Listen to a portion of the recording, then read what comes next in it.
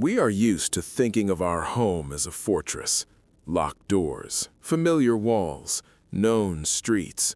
All of it is supposed to give us a sense of safety. But what if the greatest threat is hiding exactly where we feel most protected? In Manhattan, a young woman discovered that behind her bathroom mirror there was an entire corridor and someone else's life. In Dallas, a woman saw a silhouette outside her window every night. Later, it turned out that the figure was living inside her walls. And in Chicago, a young man heard footsteps behind him, even though the street was empty. Those footsteps led him to a place from which no one ever returned. These three stories are not just legends.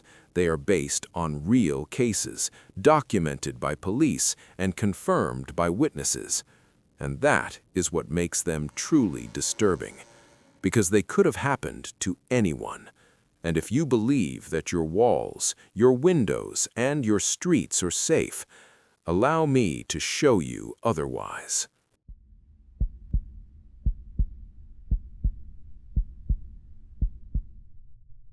Manhattan is a place where every square meter costs a fortune. People live in apartments that seem cramped, yet hide far more than one could ever imagine. And it was here that a story unfolded, one that forced thousands of people to look at their own walls differently. Sarah, a young woman, rented a small apartment in an old building on East 23rd Street. The house had been built at the beginning of the 20th century. Its facade was well maintained, but inside, the weight of time was impossible to ignore. Creaking floors, thin walls, strange noises at night. But Sarah was used to it. New York is always loud, and she believed it was simply part of city life.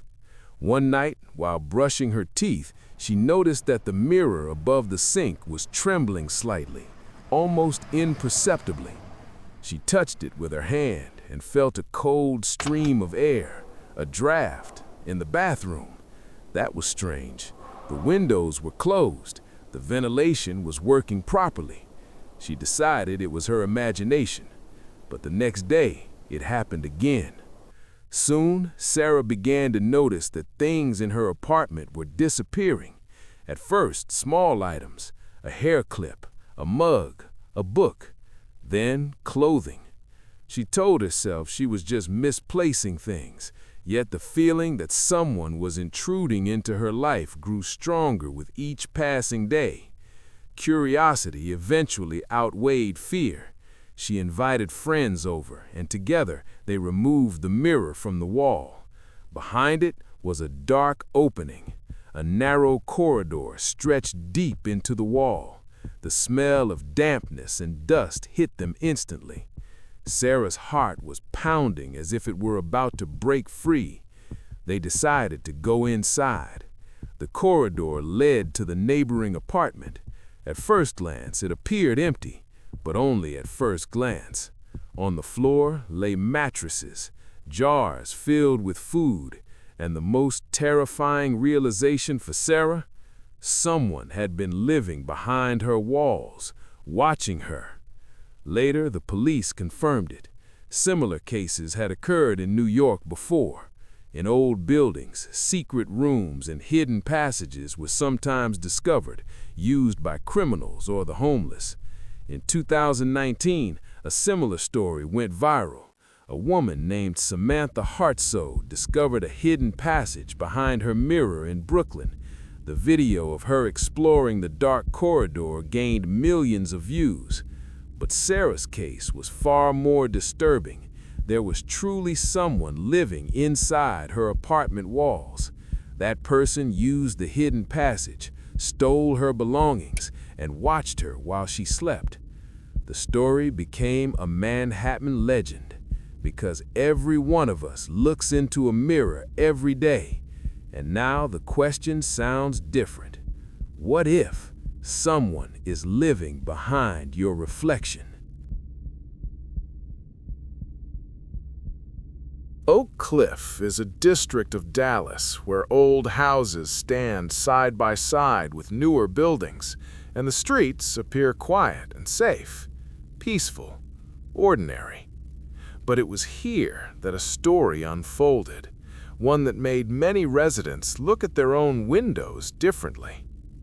The main character was Martha, a middle-aged woman living alone in a small house on a calm residential street.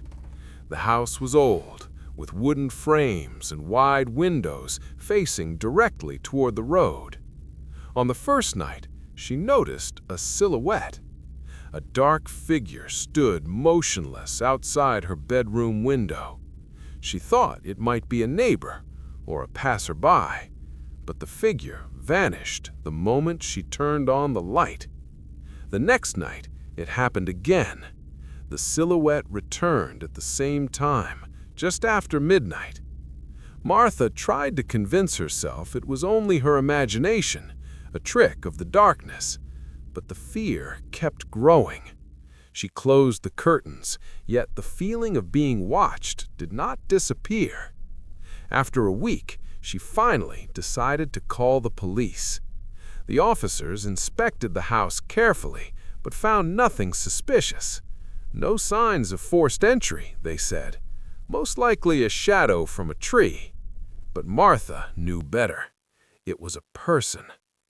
One night, she heard a quiet creak, a soft sound, barely noticeable.